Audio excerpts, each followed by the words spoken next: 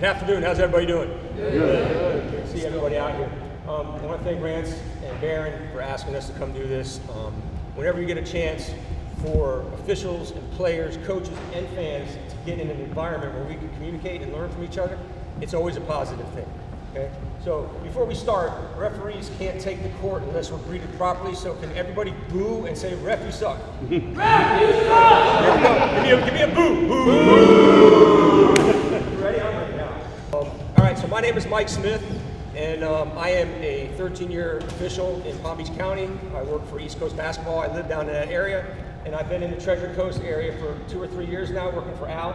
And I really enjoy basketball a lot. So that's why I come up here to do different teams and see different players and different coaches. I also do NCAA JUCO, NAIA, and NCAA Division II women's. And I have done, as he mentioned, state championships. I've done 6 state series games in Lakeland, 3 on the women's side, and 4 on the men's side, and 2 on the women's side. Wait, reverse. 4 on the women's side and 2 on the men's side. It's a good thing when you lose count of what you're doing in there. And this is the one. So my name's Leon Lipsick. I have the same credentials, but a little more. No, I've worked some high school state championships. I'm going into my 5th year, Division II on the women's side, Sunshine State Conference. And yeah, pretty much I got into this because I needed money on the high school level. Fell in love with it, and now I'm trying to take it as high as I can. So we're going to jump right in first. I need to recognize Al Smith. Al, go ahead, stand up.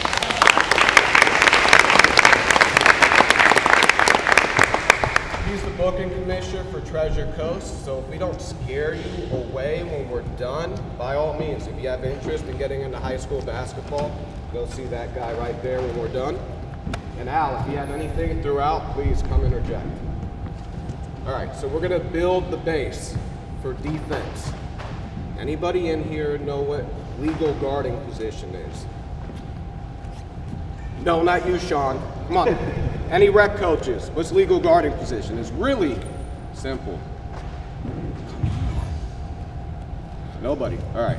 Legal guarding position, 2 feet on the ground, facing the offensive player. What can you do once you get legal guarding position? Somebody. Yes, please, thank you. Yes, we'll get to that. Can you move and take a charge? Thank you. So you can move left and right, backwards, but you cannot go forward. Once you go forward, you lose your legal guarding position. Come on. So there's nothing in the rule book. There's nothing in the rule book saying how close you have to be to get legal guarding position. You can be this close.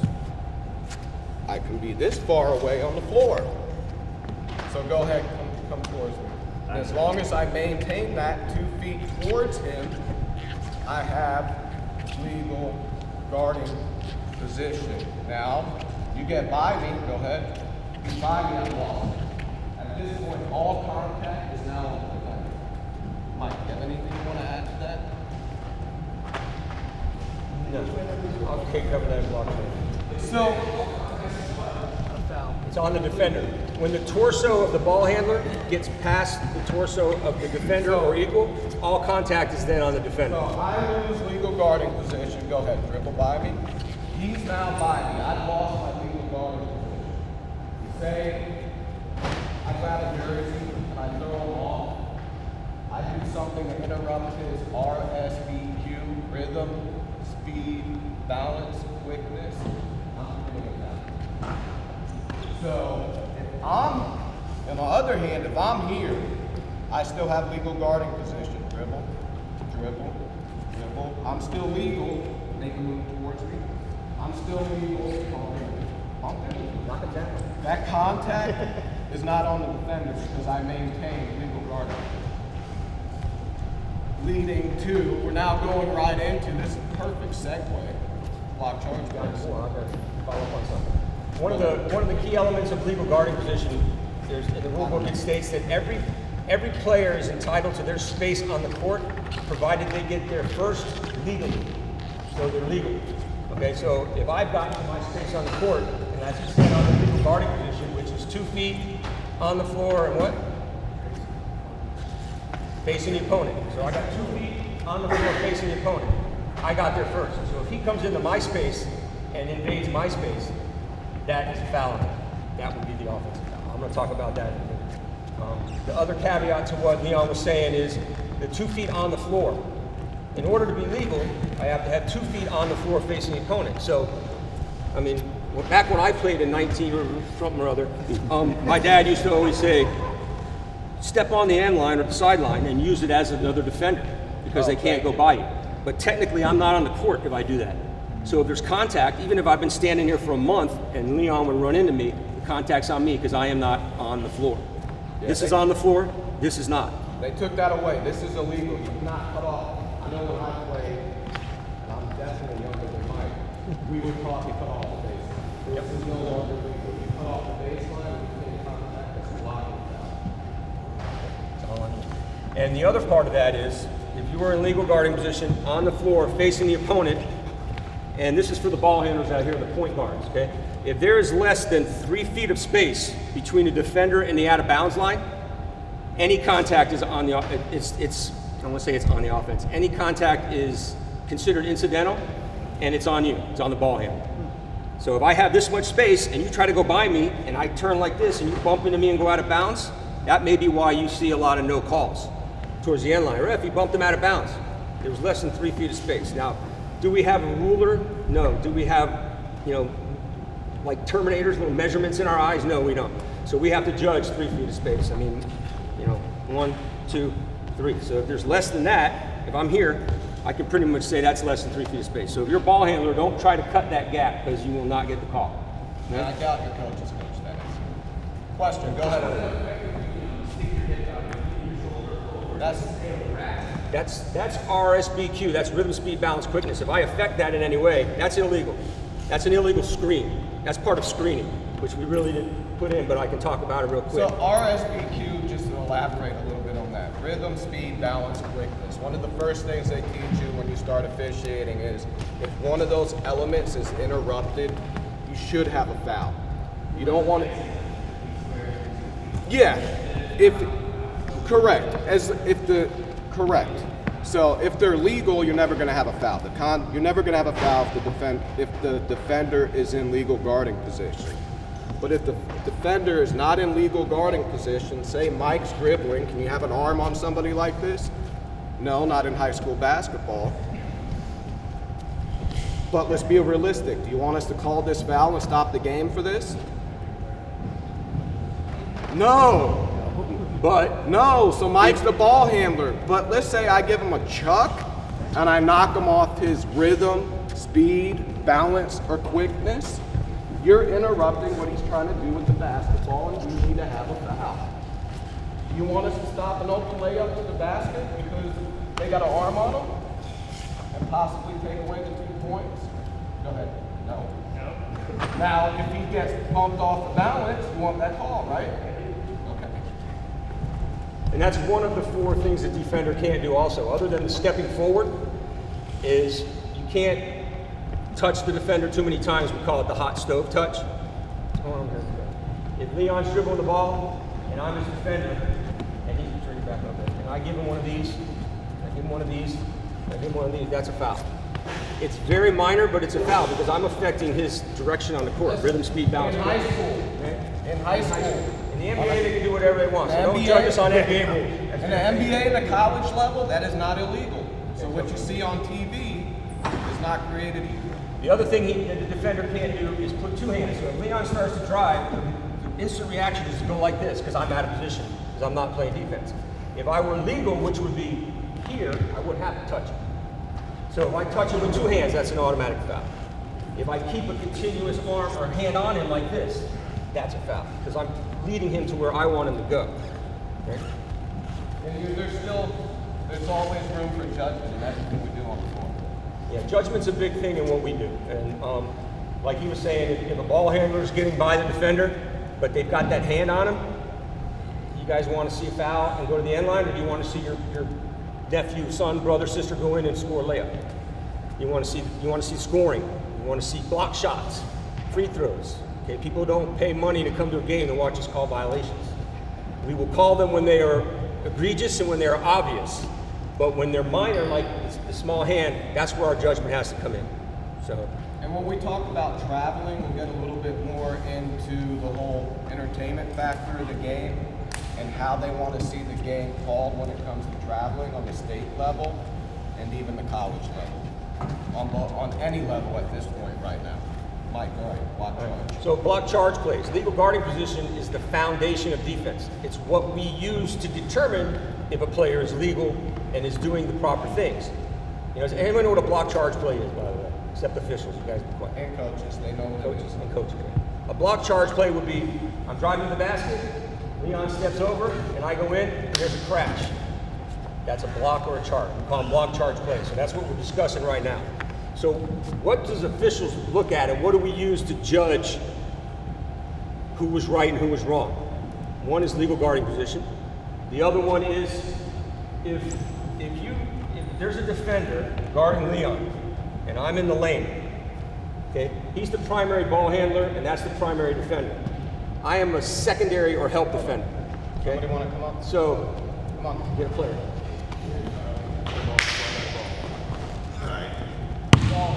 Okay, so me and Leon are on defense. So I'm the primary defender. So when this guy drives the basket, what's your name?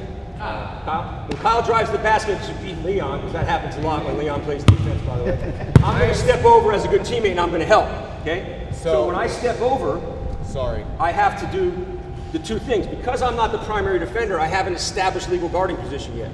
So when he gets by him, and I decide to leave my man and help out, I have to become legal. Now I'm legal. Okay, I've established a base, 2 feet on the floor facing the opponent. Now we got to see what happens.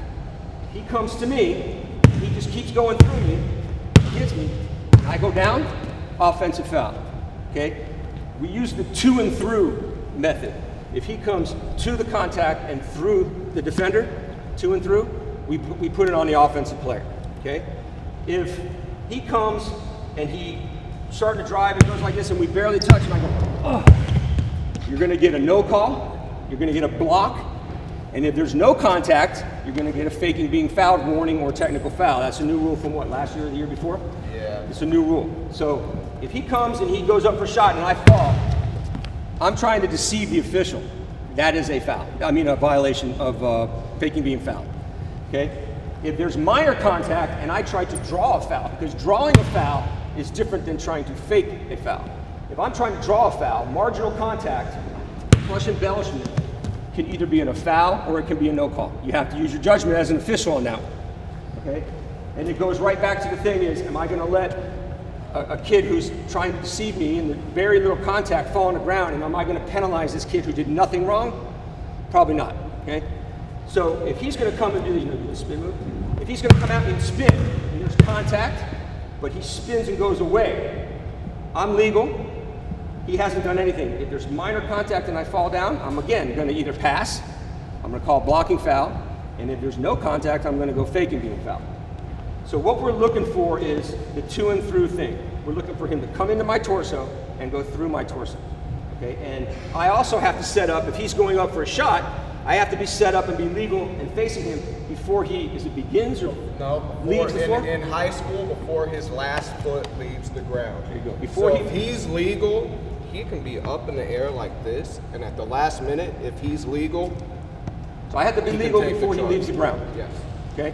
If I do that, offensive foul. That is the same for high school and women's college. Men's college is different, and we all know the NBA is different. And the only other thing with that, and I'll show you real quick, you can stay there. If I'm going to set up to take an offensive foul right here, right about here, I'm under the basket.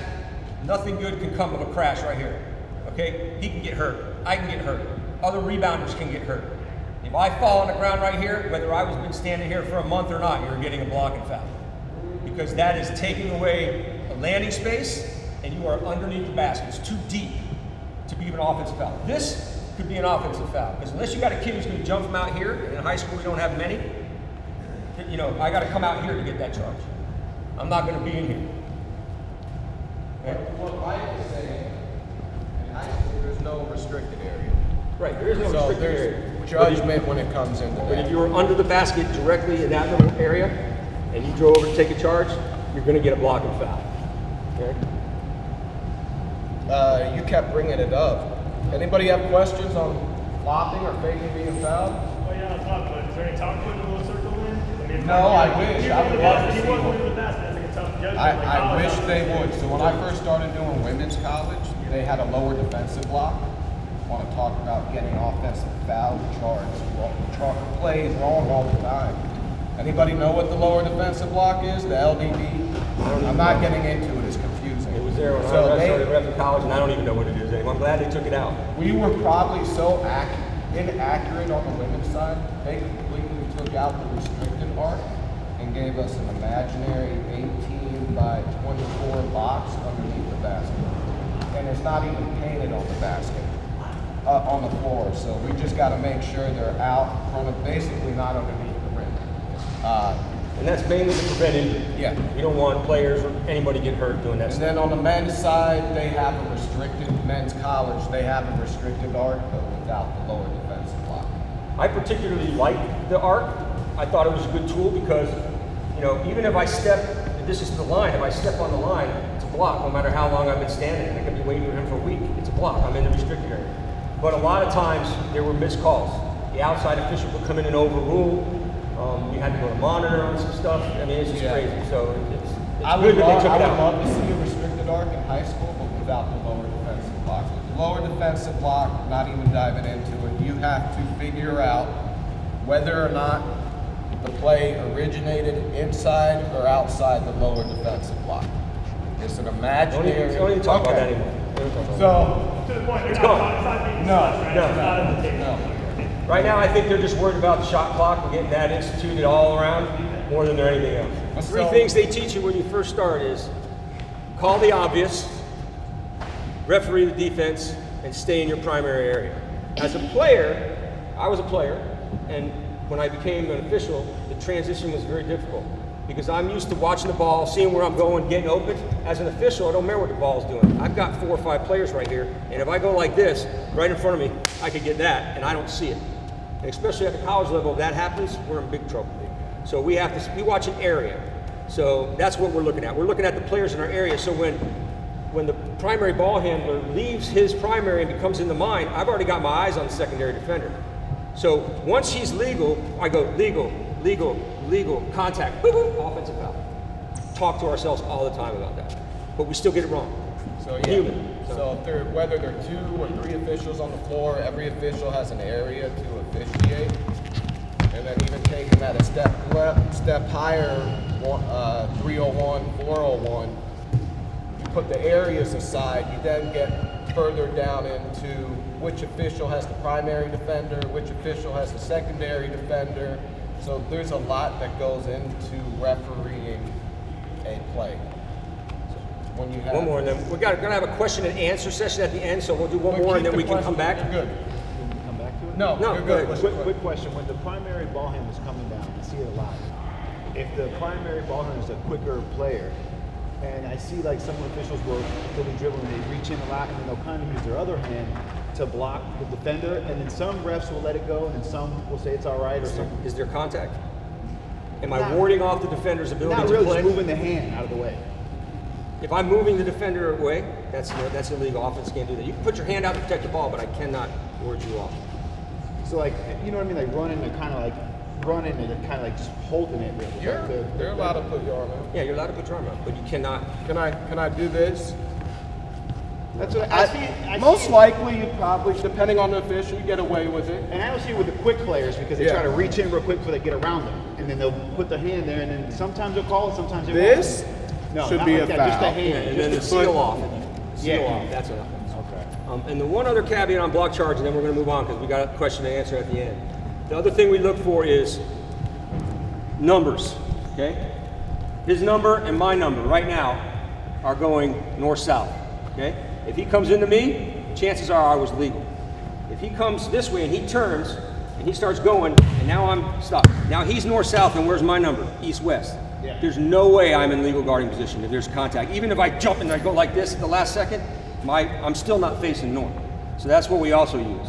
But at the same time, if I'm west-east and he's north-south and he takes that elbow and goes, that's pushing me off my spot. Gotcha. All right, thanks, man. All right, next one. Traveling. Traveling. So there's two calls that stick out of my head that are my hardest calls to get on the floor that are it's just traveling, believe it or not, out of bounds plays, close out of bounds plays. Those are the two calls, and I think quite a few officials would agree with that. Thomas, Sean, Al, out of bounds and traveling. Mike, you're gonna help me with this. I'm going to show you now. All right, so demonstrate. You have to find the pivot foot. And in order to travel, you have to have possession of the ball. You cannot travel without the ball. Show possession of the ball.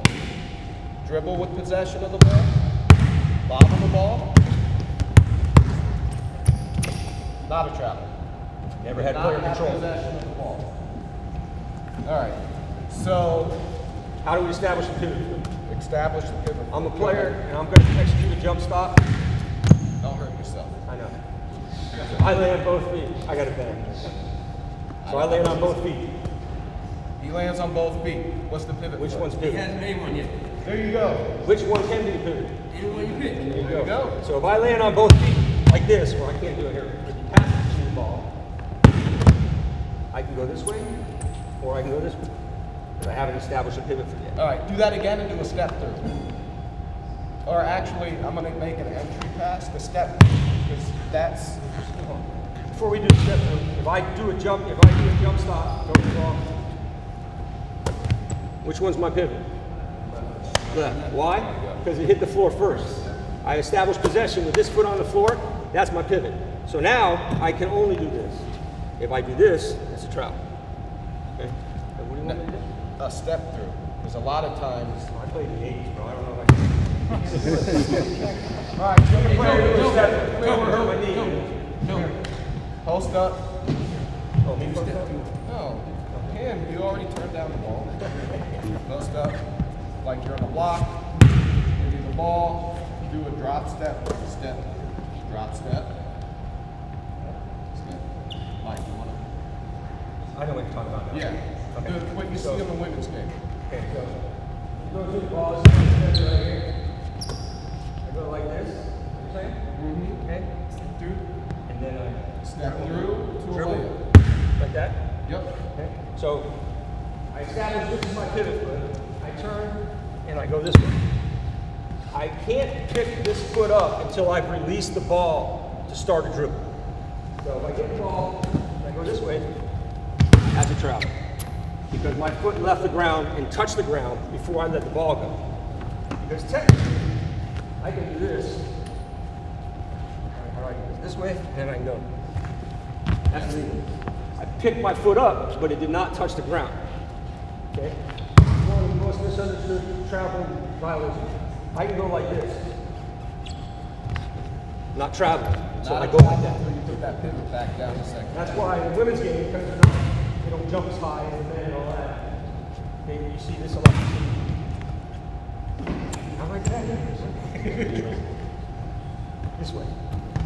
Step through. You get the head fake and you step through. That's good, right? That's legal. Yeah.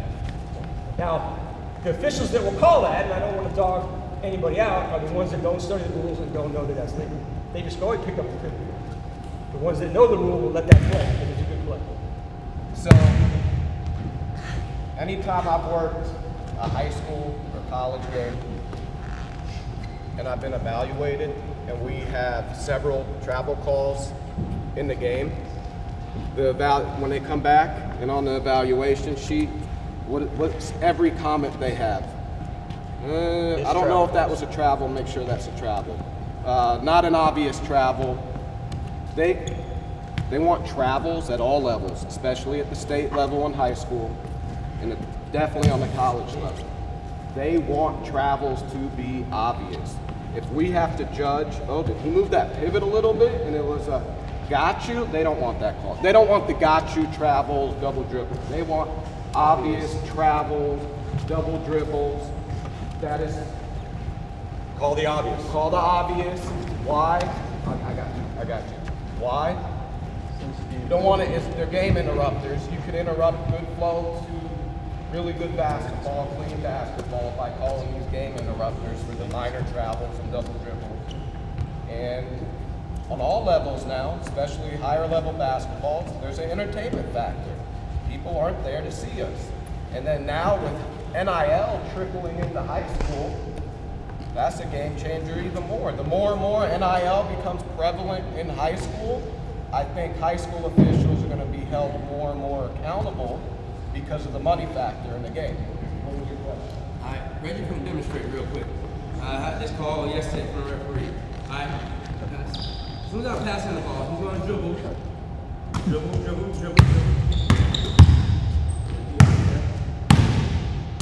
All right, that was called a travel. Did he land on both feet? Yes. And when, And then he was going to get ready to make a pass. This is a good question because I was going to touch on this real quick. And then we'll move on. A player that's dribbling the ball, to judge, can I travel if I'm dribbling the ball? Is that traveling? No. Why? Because I'm dribbling the ball. You cannot travel during a live dribble. So as he's saying, if I come in and I do one of those, right? See, I can do it. If I do one of those, so I go this way, here, here, here. That's a travel. When did I end the dribble? I ended the dribble with my right foot on the floor, and then I went 1, 2. Immediately that foot touches the ground before I let it go, it's a travel. Now if I do the same move, and I go here, here, not a travel. As long as I don't carry it.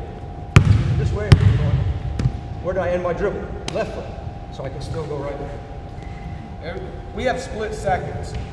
Any football officials in here? Anybody watch football? How many times do they throw a flag? They talk about it. Oh, let's pick it back up. Yeah. If we were to blow our if you Game saw 4 hours.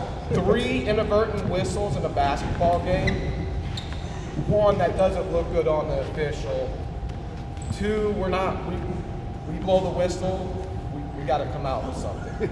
You got maybe 1 oops every season, Well done. inadvertent whistle, maybe 2 inadvertent whistles a season. But if you keep blowing inadvertent whistles, that's not going to look good for the official.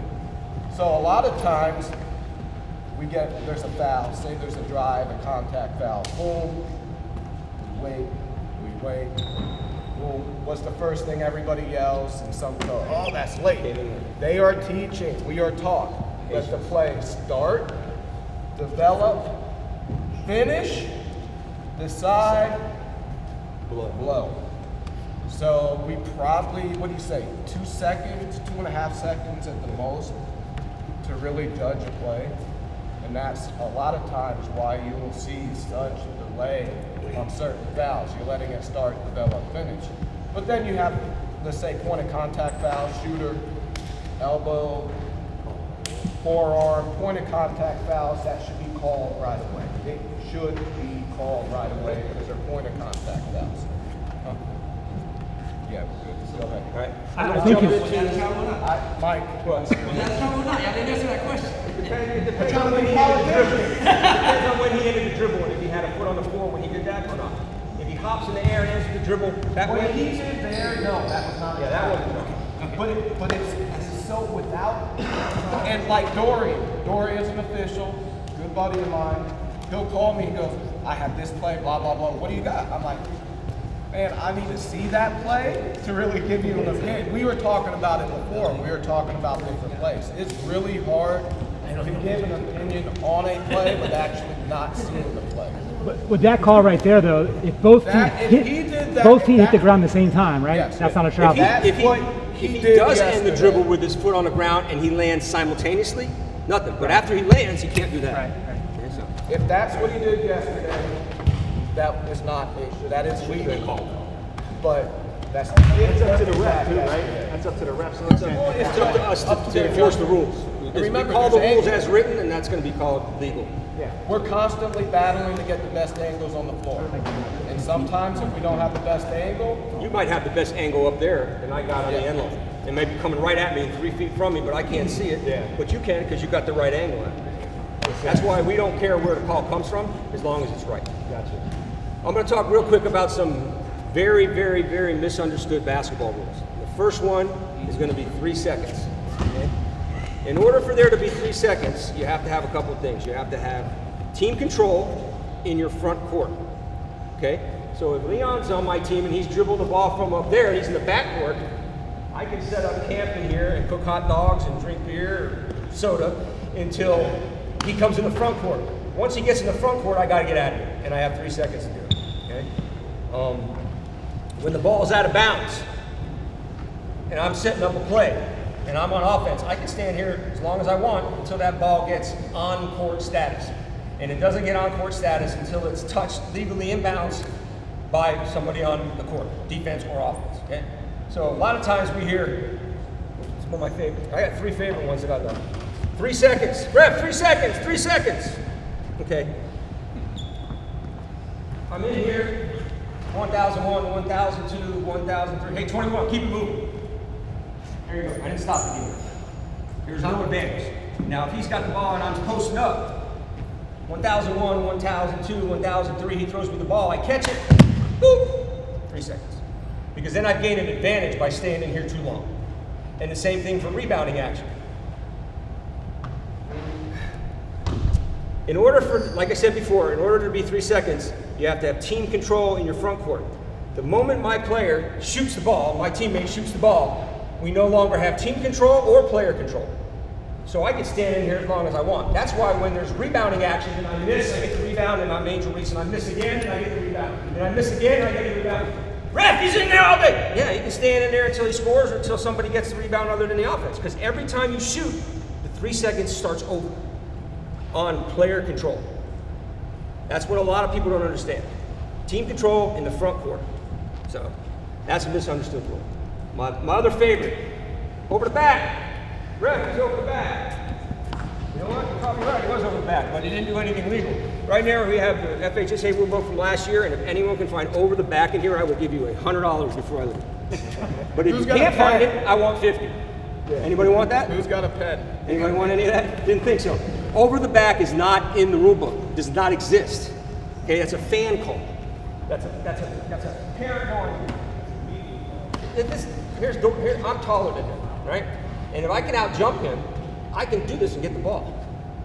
Even if there's contact, we can jump and get the ball and battle for the rebound. It's not a foul until I go, yeah, and that's a pushing foul. Or if you jumped into him A to B and you displace him. Yeah, displacement or pushing. It's over the back. I'd rather have somebody go, ref, he's displacing him.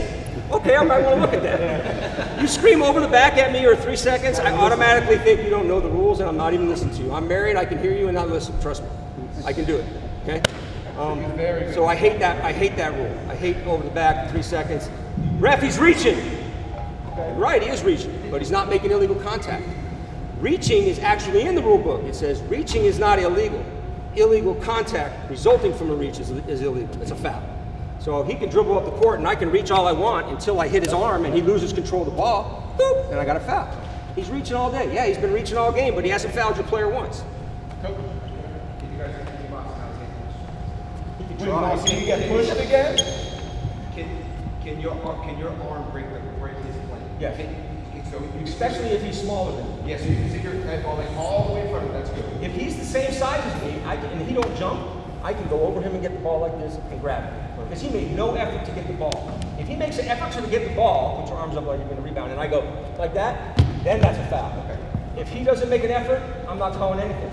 If he doesn't make an effort, if I jump from behind him and he backs me out, that's a foul on defense.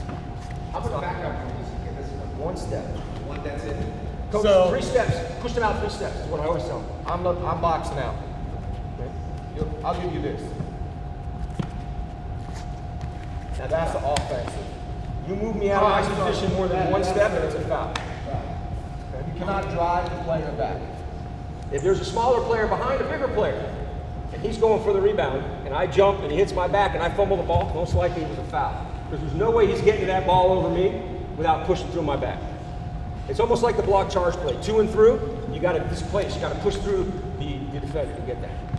And the last one is out of bounds. It's my favorite one. This is out of bounds line right here. Okay? I'll do it right. If I'm on the court, can I just kickball? Okay. Yes, you did. Well, let's do kickball first. That's better. So kickball. Pretty simple. I'm playing defense. Right? Leon throws the ball. I'm making you have to reach. I got you. What, you want me to hit your foot? Yeah, hit his foot. I got you.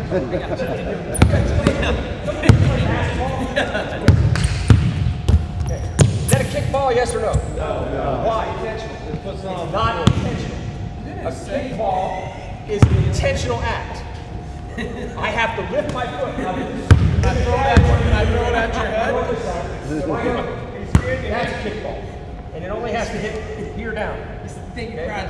Yeah. He takes your pride. Something else. So a kickball has to be intentional. Think of it like this. Was it foot to ball or ball to foot? If it's ball to foot, it's nothing. If it's foot to ball, that's a kick. Okay? And then out of bounds, am I in court? I'm in bounds or out of bounds? I'm in bounds.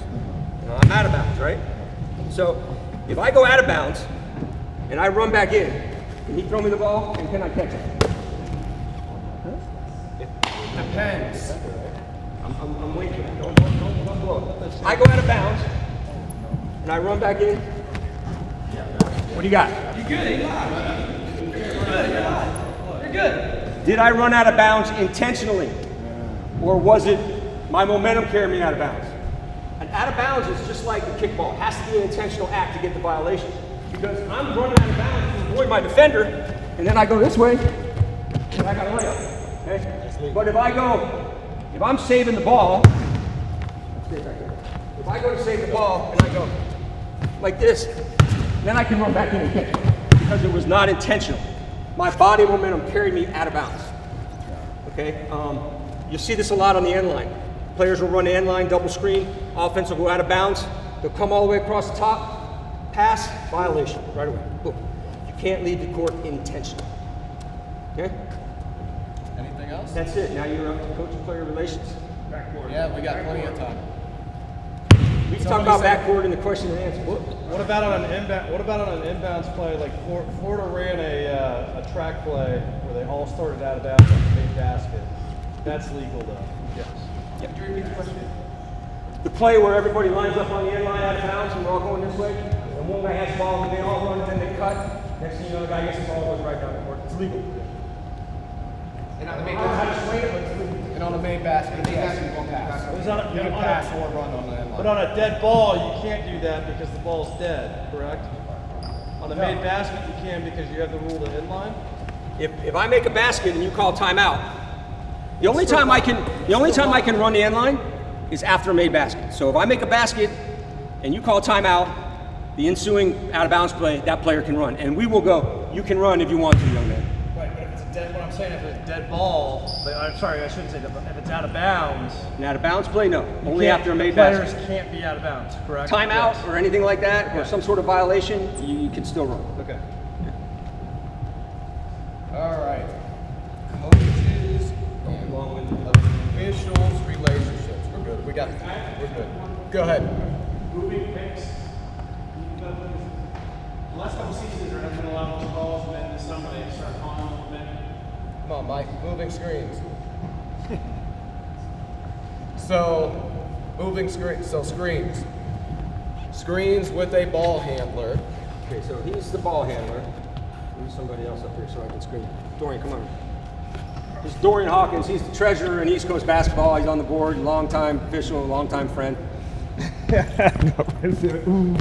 You're guarding him. Okay. So I'm his teammate, right? You're taking the screen and bring him back. Are you So making me No. Dribble this way, set him up, and then come back. Gotcha. So I'm his teammate, and I'm going to set a screen. Tell me if this is legal. Is that legal? No. When screening a defender out of their visual field, they must be allowed one or two? One to two steps to avoid the contact. So if I set up behind him this far and he has the opportunity to turn and see me, then I'm legal. Okay? Yeah. Now, so an illegal screen, coaches that are here, that's your ball handler's fault. It's not your screener's fault, it's not the ref's fault, it's your ball handler's fault. Because a good ball handler will wait until their partner, their teammate is set before bringing the defense to the screen. It's almost like a kick ball. Was the ball to the foot or was the foot to the ball? Was the defender brought to the screen or did the screener go to the defender? Okay? I also can't do this, can't do this, I can't do this at the last second. I have to be still. And then another thing, say your screener's set up like this, the contacts here, if they set the screen within the allowed time frame and they're legal, they take the contact in the center, it's a legal screen. They take the contact on the leg, it's illegal because you're outside of your base. 2 feet The screen's got to be on the set floor, shoulder width apart. And then real quick, Anything do more a than blind shoulder width screen. apart is illegal. Do a screen without a ball handler. I mean without the ball handler. That's 1 to 2 strides. Yeah, that's what we just talked about. No, that was 1 to 2 steps. Okay, let's say I'm going to set him up for a backdoor out of the oop play, even though he can't do that. I'm going to come up and set a screen on Dorian. The same thing I have to do is give him a step to respond. Strides. We saw blue chips with Shaquille O'Neal. That's an illegal screen, 100% at the end of the game. And that's a career-making or destroying call if you make it. You got to get lucky. Get up behind him, pin him hard. You know, boom, that's illegal. He has no way to know I'm there and no way to react. I got to give him a step. What if you're on his side peripheral? If he can see me, it's on him. If he can see me and he runs into me because he doesn't know how to look out of his peripheral, it's on him. Can you get one step closer? Yeah. I can set up right here, but I'm not. If he can I'm see going to me, set up I'll the go right right side. like this. I'm right up on him and set the screen. He's got to avoid it. So it's just a backpack. Yeah. Think about it. If I run full speed into that mat and I get knocked silly, whose fault is it? Mine. But if somebody throws a mat behind me and hits me with it, whose fault is it? The person that hit me from behind. Just think of it like that. So if they see you, you post up right next to them. Right next to me. Yep. All right. So, quick story. Last year, I was working a girls' high school 1A state championship game. And I had made a call that I did not care for out the gate, and the coach did not care for either. The coach goes, hey, here. That's a call. I've got 3 Division I players on the floor. Tighten up. But he whispered it in my ear. What did I do? I took it. And I'm like, I already didn't like my call. The minute I blew it, I took it. He didn't blow up, and that was the first interact, and this was before the half. We had gone first quarter, almost to halftime. And that's the first complaint he had. He wasn't yelling travel. He wasn't, huh? He was up 30. But still, he did it the right way. Correct. Called me aside and told me how much he loved my foul call. If I call technical, is that going to look good on me? Is my word against his? He's picking and choosing his battles, and he was right with that battle. That was a bad call. On my sheet after the game, that was one of the calls I was told to go to. And then after the game, one of the evaluators goes, it looked like that got a little contentious. I'm like, well, he was right, and I didn't disagree with him. And the rest of our communication throughout the game was fine. So I'm staying away from that. Fast forward the next day, we got this coach that's on the bench, cursing left and right at her players. Yeah, she got a technical at the state championship. I got applauded for it because she's cursing at her players left and right. Coach and official relationships, they have, it's essential. They read us. Is this official open being talked to? How are they going to react if I ask them a question? We read them. What's their personality like? Can I joke around with them? Are they serious? I mean, sometimes if I get that coach with the personality and they're complaining, oh my God, what did my player just do? They're missing layups, and that opportunity comes, but I have to know the coach. And I make a call, and may not necessarily disagree with the call or not. They're like, what'd you think about that call? So the coaches ask, what'd you think about that call? But we have that before. I'm like, well, I bet my call percentage is higher than your layup percentage. We may have a laugh there. But if I have that serious coach, that may be like, it's a fine relationship. What do you like to see out of us? Do you like the open lines of communication? Or And to me, the best thing is when someone's at the line, the ref of this half court, it's like, you're a little, just a little active on the sideline. You're here, they're shooting back, they're coach. I mean, I don't want to team you up, but you're a little crazy on the sideline. Keep you talking down, otherwise I'm gonna have to team. yes. That's what now it's covered, same thing. You can have a little thing, hey, and then, you get a little crazy over there. You gotta calm it down there, or else I'm gonna have to team you up. Sometimes we're forced into the technical. I had one of my first games up here. One of the coaches may be in the gym right now. Yeah, I had to tee him up. But why did I have to tee him up? I was going to let that technical slide, but like 5 minutes before that coach's outburst, the opposite team's coach did something, and one of my partners teed up that coach. And what that other team's coach did was nowhere near as bad as what I was going to let go with the other coach. So you got the coach got forced into the technical because of what happened a few minutes earlier from my partner.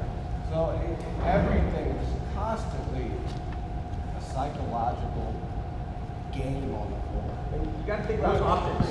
You got to think about optics. You know, What's your question? Any questions on? I know you like to talk sometimes. Yeah, no, I mean, You're critical of your players. Yeah, I mean, communication is great. I mean, I always want to keep Yeah. it in line, you know. Yeah, I'll try to If cater. there's any issues either one of us have, I mean, it's- I'll try to cater to the coach's personality too. They curse a little bit. Hey, I may curse with them too. Like, hey, what did your player just do? I don't know. But then if the coach does it, I mean, I'm constantly trying to be on that level with the coach and be open to communication. I rather talk to them, and sometimes I'm guilty of talking to coaches and giving too much leeway, but I rather be, what am I looking for? lenient, patient.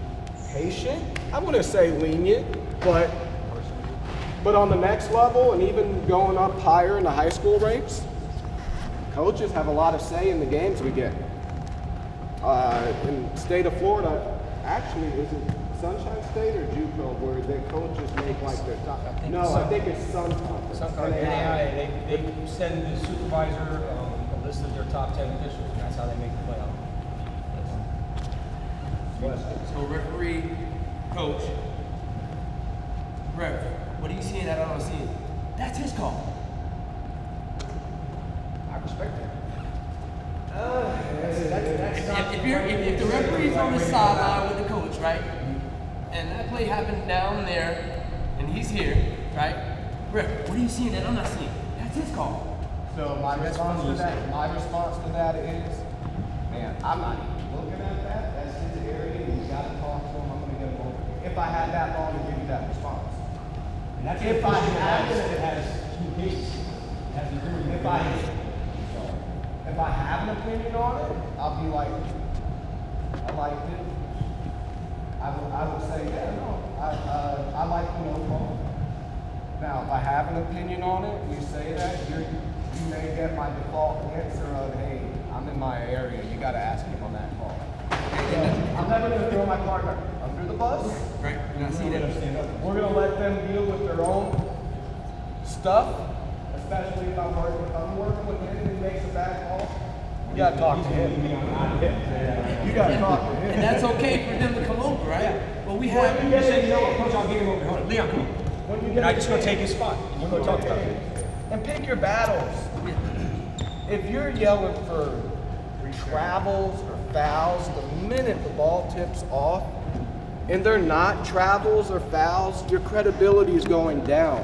The more credibility you build with us, the more leeway you're going to get throughout the game. And the way you approach it. It's all about coachability and optics. I was trying to speak about optics earlier.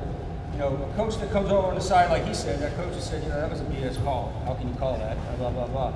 That's different than the guy who's on the opposite side of the court and your ref or opposite goes, that's a BS call! How can you call that? Who's getting the technical? because a coach doing this is going to get whacked right away because you can't hear him on the video, but when our supervisor or our assigner or our president gets that video and they see the coach going like this, like he's trying to fly, and you just stand there and don't do nothing, what do you get paid for? And We how don't many get paid to times- show up? We get paid to manage the game. How many times you see a coach that you're doing this on the sideline?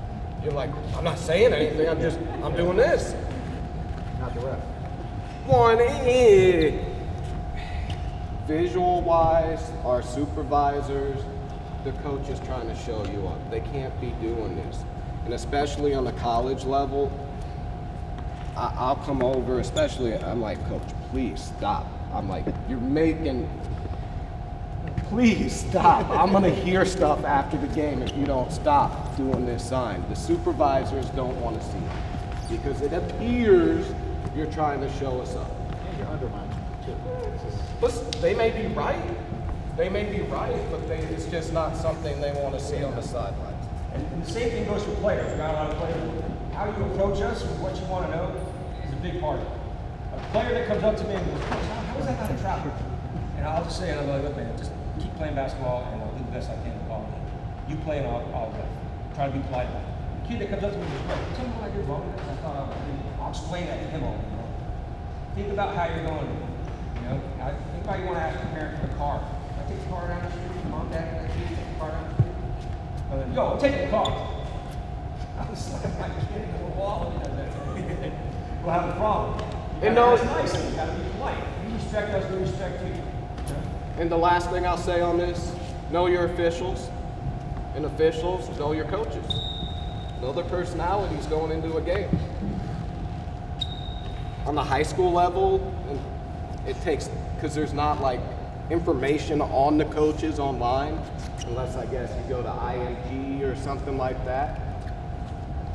I'll try to, going into a college game or a higher level state game, try to get information on the coach. Where'd they go to high school? How long they've been at the school? If they're brand new to the school, good icebreaker is, "Hey coach, welcome to the league." Try to get something personalized with the coach to start to build that relationship. And their life stories are on their button. Where's Kay? Oh, he's not there. Their life stories are on their website, where they've played, who they're married to, their background, all that. Anything you want to add? No, I mean, And I know coaches can track down our information. yeah. One thing I'll say is, like you were saying, when the coach, I call foul, right? It's the table over here, I call foul, and I report, I'm standing here next to you. Take advantage of that opportunity to interact with the official. Because we're told, take those little gaps in the game where you may not know, I may not know you, and say, say something, develop a relationship. I always joke around. I had one guy in Palm Beach County, I went up to him and I would go, "Coach," and I'd go, dude, your shoe game is hot, but your assistance is a hot mess. You got to fix it." And he would crack up laughing. And I use that on a lot. I'll be like, "Coach, you look sharp. You just got to help him get back." Just something funny. Joke around with some of them, but you got to be careful. With officials, you got to be careful. The guys you've seen Leon a lot up here, you can talk to him. And if you've never seen me before, you may not know how I'll respond to that. So you got to be careful. That's all. Any questions? Read the room. All right, questions. We got a few minutes for questions. Backcourt? You're an official. I'm explaining to you. Come on, man. No, but I hate to take the time of the game.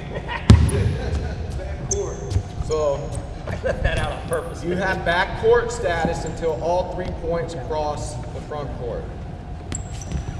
I still have backcourt status. Still have backcourt status. I still have backcourt status. Still have backcourt status. You only got 10 I'm seconds. still in backcourt. Hey, I'm at 8 seconds. All 3 points have to come across. It's a violation of Nope. something. 10 seconds. All 3 points have to come across. And then another thing, like Mike mentioned earlier, shot goes up, there is no team control. So the ball can bounce all the way into the backcourt, doesn't matter who gets it first. It can be tipped in the backcourt as well on a pass throw-in or on a rebound. I know this, I hate this play, coaches. I hate this play. I don't know why y'all do it, but I'll be the guard and you're out of bounds under your own basket, and you throw the ball all the way into the backcourt, I can do that. Ball hasn't got any on-court status yet until I touch it, okay? If they throw me the ball, let me see the ball. If he throws me the ball and I jump up and it goes off my fingers, I can go back here and get it because I did not have player control. A tip does not constitute player control except on a shot or a rebound. A tip is considered the same as a shot. But if the ball's thrown in and goes off my fingers, or if the ball is rebounded and we reach for it and I hit it and it goes way into the backcourt, there's no team control or player control. I can go back there and get it. Once you have team and player control in the front court, all three things, you cannot be the first to touch it in the backcourt. If it is thrown to a defender or to my teammate and it is deflected by a defender, anybody from the offense can go get it. Up there. Just real quick on the talk about backcourt. Yes. If the player is on the pass from front court and the player hasn't established position in the front court. A player, airborne player? Airborne An player. airborne player has the same on-court status as when he last left the floor. So if he So if I jumps, jump from the front court and I catch the ball in the air, that ball has front court status. If I then land, that's a backcourt violation. The only exception to that is on an out-of-bounds play, because a ball that's out of bounds does not have any on-court status yet. And I blew this call once. I'll tell you, I blew this call once, and I'll never do it again. Out-of-bounds play, he throws it up. He throws the ball up. The player jumps up to catch it and goes. I went, boop, boop. Violation. Wrong. Did I come down to the front court? Yes, first. But I am allowed as an airborne player to grab the ball and make a landing, and it matters not where the first foot touched the floor. I have to be allowed to come down with 2 feet. I learned a hard lesson on that when I blew a game with him. what's up?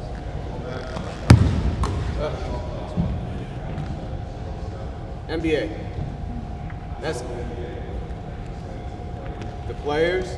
The NBA is entertainment. They can do whatever they want. College or below, rules are involved. So correct me if I'm wrong. I got the ball. I don't watch a lot of NBA. I got the ball. This is my 0 step, correct? Now my count starting. 1, 2. The 0 step is an NBA rule. I don't have any knowledge of it. I'm never going to get there, so I'm not even worried about it. I got the ball. My count starting a minute. That 3rd step in high school, college is a travel. You don't get that 0 step. That first step is basically a wipe. That's why the step back is a violation almost 90% of the time. Did that answer Unless your you land on both question? feet at the same time. Coach. Control. So, When you end the dribble, basically. what you're yeah, trying to say. When you end the dribble, yeah. boom, and then in the NBA you can go 1-2.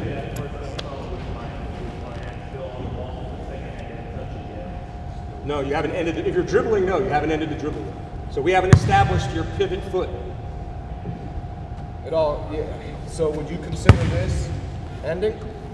If you're dribbling, you're not done with the dribble until you control it with both hands. Yeah. Now you're dribbling. Now you're holding the ball.